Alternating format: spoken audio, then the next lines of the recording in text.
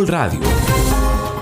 7 de la mañana, 8 minutos. Hace unos días el presidente Petro anunció la salida de la ministra de Educación, Aurora Vergara. El reemplazo también se conoce ya, es Daniel Rojas Medellín, que era hasta hace poco, sigue siendo realmente todavía, el director de la SAE, de la Sociedad de Activos Especiales. El presidente de la Sociedad de Activos Especiales, que es también una entidad del gobierno. El señor Rojas Medellín va a pasar entonces al Ministerio de Educación y saldrá la próxima semana seguramente la ministra Aurora Vergara. Ministra, porque todavía lo es, Aurora Vergara, gracias por atender a Caracol Radio. Buenos días.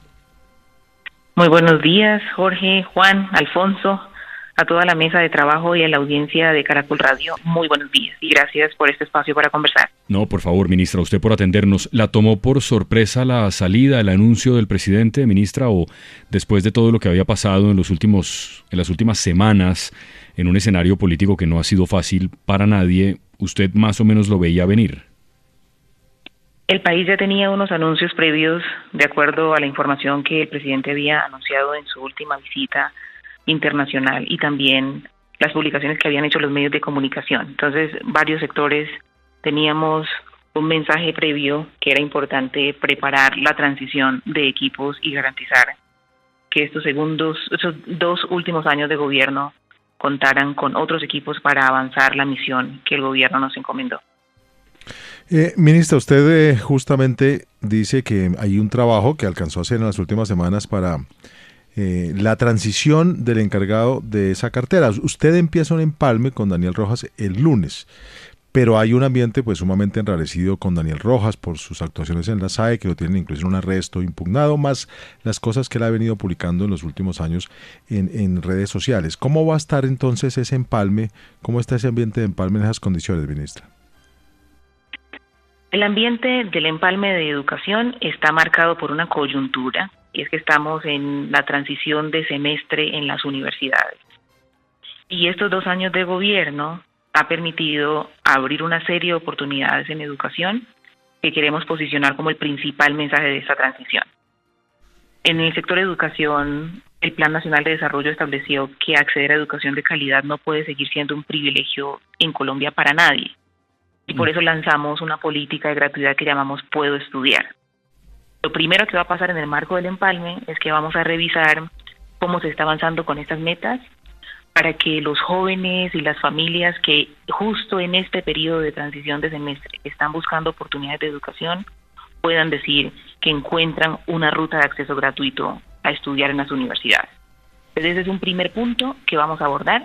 Y el segundo tiene que ver con la infraestructura de educación superior. Esos son los 2 primeros temas de ese lunes que nos van a llevar a decir, por ejemplo, como hoy ya más de 20 proyectos de infraestructura en educación superior están avanzando y nos permiten decir que cumplimos en el sector de educación y que las metas de acceso a educación superior se están materializando. Ministra, digamos que la gestión que a su cargo, lamentablemente los últimos 2 o 3 meses, como decía Espinosa, se vio eclipsada por el tema del magisterio, el FOMAC, el nuevo servicio de salud de los maestros y esa lucha que usted se dio con el tema de la Universidad Nacional, que fue una pela que usted se da con un tremendo desgaste político y queda uno pensando, bueno, pero si finalmente la ministra hizo lo que el presidente quería, ¿por qué termina, digamos, usted sacrificada en este remesón del gabinete cuando uno la veía a usted muy firme con el sector de educación, pero también muy firme con lo que el presidente estaba buscando? Para estos 2 años que quedan de gobierno, el señor presidente de la República ha establecido 2 prioridades para educación: más oportunidades de acceso a educación superior y más infraestructura educativa. Esa transición lo que demuestra es la coherencia con esa decisión. Y aquí quisiera plantearles a ustedes lo siguiente. En el sector de educación siempre debemos contar con certezas. Ustedes saben que las familias esperan matricular a un niño o una niña en preescolar y garantizar que se gradúa con éxito y empieza y accede a educación superior. En esta coyuntura y en esta transición, me enorgullece poder decir que en medio de los retos que el sector enfrentó en el 2024, hoy contamos con certezas que más de 64,000 estudiantes ya están en educación superior y que los presupuestos que se van a asignar para el año entrante van a permitir que esa tendencia se siga consolidando. Sé muy bien que muchos estudiantes y muchas plataformas estudiantiles esperan seguir fortaleciendo esas oportunidades de acceso a educación. Deben recordar que en el 2024 logramos consolidar un presupuesto histórico para educación, y ese es una de los principales logros de este sector en medio de todas las tendencias de lo que se planteó en este primer año. Ese logro es importante y esperamos que esta transición de equipos en el sector permita continuar ampliando la cobertura, como lo logramos en educación inicial, ampliando la jornada escolar y fortaleciendo las instituciones de educación superior. Ese asunto de la infraestructura educativa, como usted lo ha señalado, ministra, está en el corazón de este cambio y está en el centro del gobierno, del planteamiento del presidente Petro para su gobierno en el sector de educación. El presidente Petro, hablando de cambios, dijo que funcionarios del Ministerio de Educación esconden el dinero para hacer sedes universitarias públicas porque están arrodillados ante los dueños de la universidad privada. ¿Cómo así que acabar con el dinero público de la universidad pública? Eso es un suicidio. El presidente se refería a qué funcionarios, ministra, y el presidente se refiere a qué programas que no le gustan que se hagan con la universidad privada. En esas interpretaciones siempre hay que tener en cuenta que están mediadas por la interpretación en algunos casos de quienes transcriben la información. Entonces yo voy a separar de este argumento una parte de la idea que tiene que ver de manera específica con el recurso que se asigna para la construcción de las sedes universitarias. En este momento estamos ejecutando un presupuesto que es superior a 1.3 billones de pesos en infraestructura educativa. ¿Y eso qué ha significado? Que ya Findeter tenga publicadas las convocatorias para hacer los nuevos bloques de Ciencias de la Salud en la Universidad de La Guajira, la nueva sede universitaria en Colón, Putumayo, y de esa manera otros proyectos de infraestructura que nos llevan a 20. En el Ministerio de Educación hay un poco más de 159 proyectos registrados. La preocupación del presidente en este momento es la celeridad con la asignación de esas obras. Lo que él espera ver es que en efecto en todo el país ya se estén construyendo esas sedes universitarias y hemos dejado administrativamente todo dispuesto para que así sea. Deben recordar que el Ministerio de Educación no tenía oficina de infraestructura y eso es un logro de esos 2 primeros años. Logramos ajustar la infraestructura, el organigrama del Ministerio de Educación para que ya exista una jefatura de infraestructura que permita acelerar y cumplir con estos procesos. Ministra, ¿hasta qué punto el fracaso que tuvo en el Congreso el proyecto de reforma de educación tiene que ver con su salida? Y además teniendo en cuenta que ese proyecto, a pesar de lo que se venía tejiendo, finalmente no llegó a un buen entendimiento, un acuerdo político en lo que hace el Senado, y a la vez también se presentaron muchas protestas del sindicato de maestros.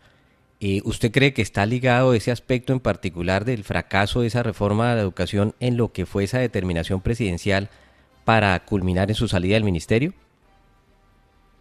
El proyecto de ley estatutaria que busca regular el derecho fundamental a la educación en Colombia no da espera. La lección que nos queda de esta legislatura en su transición a la próxima legislatura es que el país debe hacer de la educación su gran acuerdo nacional. Todos los debates que se generaron entre septiembre del 2023 y junio del 2024 revelaron lo siguiente. Es fundamental que el sector de educación siga siendo el sector de la construcción de los consensos. Aquí este debate reveló, por ejemplo, la protesta de FECODE, la importancia de ser escuchados en el marco de la decisión de los proyectos de ley que surjan en los próximos días. Por esa razón, en el empalme, entregaremos al ministro entrante de Educación Nacional la versión de los proyectos concertados, tanto de la nueva versión del proyecto de ley estatutaria, el proyecto de reforma al Sistema General de Participaciones, que es un proyecto urgente para seguir financiando el sector de educación, el proyecto de nueva ley de educación superior, que también lleva 2 años en concertaciones, revisiones y múltiples diálogos, el estatuto docente de los etnoeducadores y la nueva reforma al ICETEX. Todos estos proyectos son fundamentales para el sector, están en el Plan Nacional de Desarrollo y sé que en esta transición se priorizarán aquellos que el debate de Congreso permita que se puedan materializar de manera más expedita. Ese paquete de reformas, usted lo repitió varias veces, dependen todos de la ley estatutaria que está en tránsito, que no se pudo, como lo decía el doctor Herrera hace unos minutos, culminar en la legislatura que terminó en junio.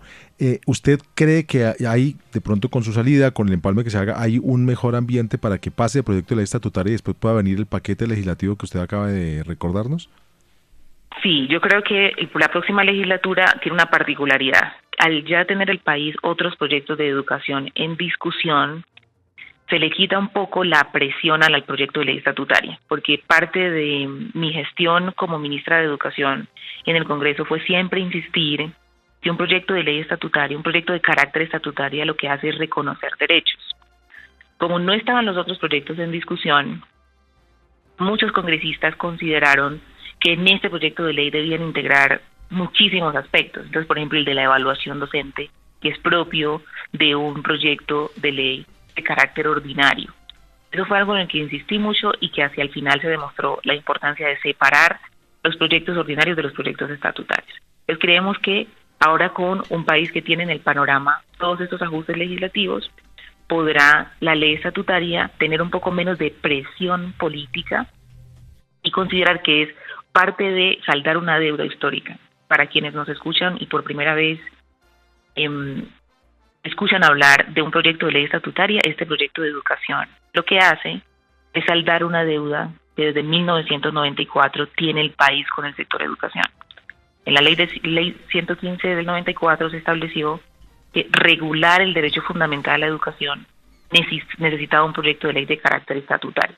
Pero lo que presentamos es un proyecto que organiza el sector y que permite que todas las familias colombianas tengan la certeza que sus hijos e hijas cuentan con la garantía del derecho fundamental a la educación, desde educación inicial hasta educación superior.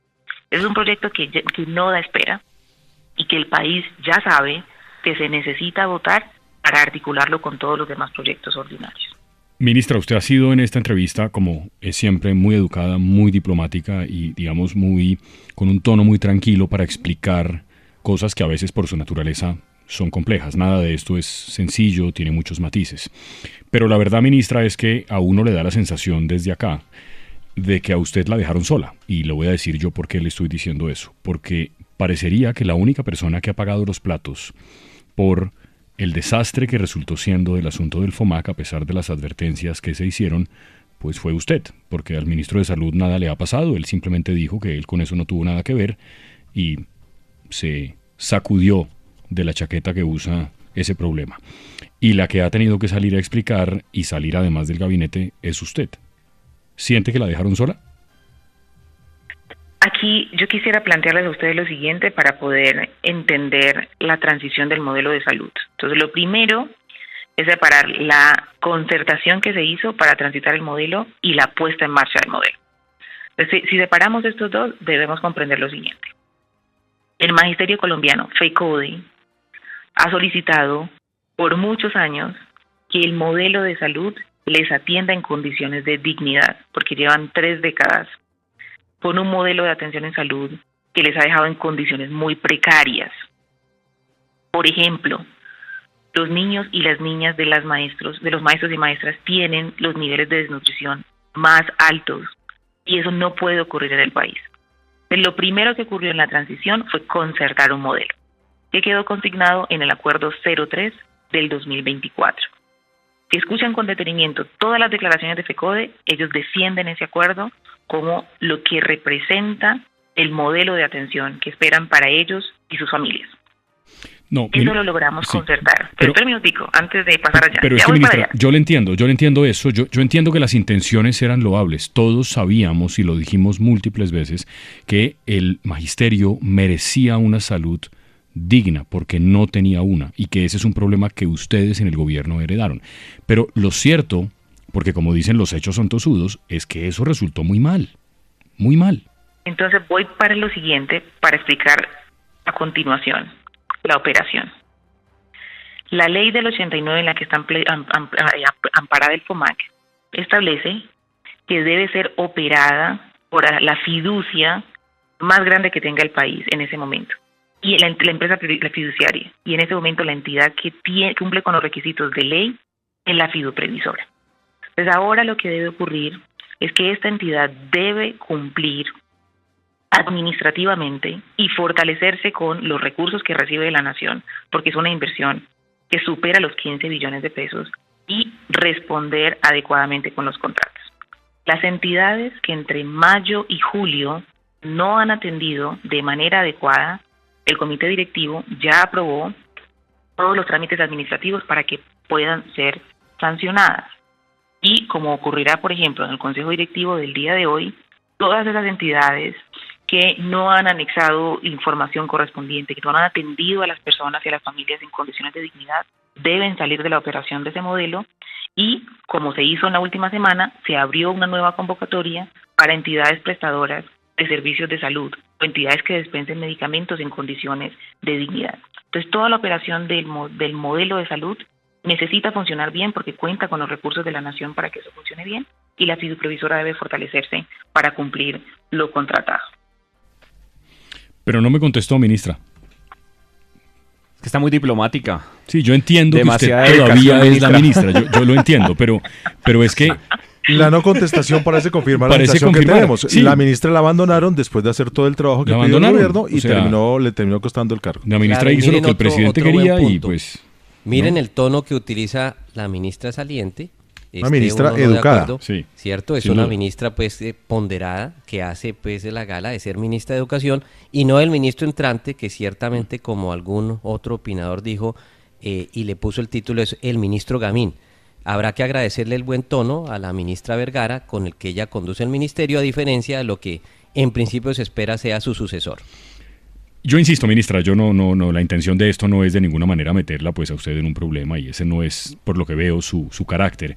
Pero ya que usted no lo puede decir, ministra, a mí sí me parece que a usted la han dejado sola en todo esto, que usted ha dado las batallas que otros no han querido dar, porque yo a usted no le he oído nunca una excusa del tipo, eso no tuvo nada que ver conmigo. Se equivocaron, seguramente con toda la buena intención, pero pues evidentemente eso no salió bien, igual que lo que pasó con la Universidad Nacional, en fin, tantas cosas, pero de verdad, ministra, me parece que ese tono tranquilo hace falta, particularmente en estos momentos de tanta crispación, y por eso le queríamos agradecer que nos haya acompañado hoy en Caracol Radio. Gracias. A ustedes gracias por la entrevista, y quisiera siempre agradecer también el haberme acompañado en la gestión del ministerio estos 2 años, desde el Viceministerio de Educación Superior hasta este momento. Y si puedo dejar en manos de ustedes un legado importante, es esta política de gratuidad que se llama Puedo Estudiar. Queremos decirle a todas las familias colombianas que sí se puede estudiar en Colombia, que les invitamos a acercarse a las instituciones de educación superior, a buscar una oportunidad de formación, porque con esta política quitamos todas las barreras. Ahora la edad no es una barrera y ningún criterio específico que les impida llegar a las universidades, así que pueden decir con toda certeza que tienen oportunidades de formación. Muchísimas gracias y que tengan un gran día. Es la ministra Aurora Vergara, ministra saliente. La próxima semana Alfonso se va a posesionar, todo parece indicar, Daniel Rojas Medellín, el nuevo ministro de Educación, que ya hizo el anuncio, digamos, formal, el presidente Petro, a pesar de que él sigue al frente de la SAE.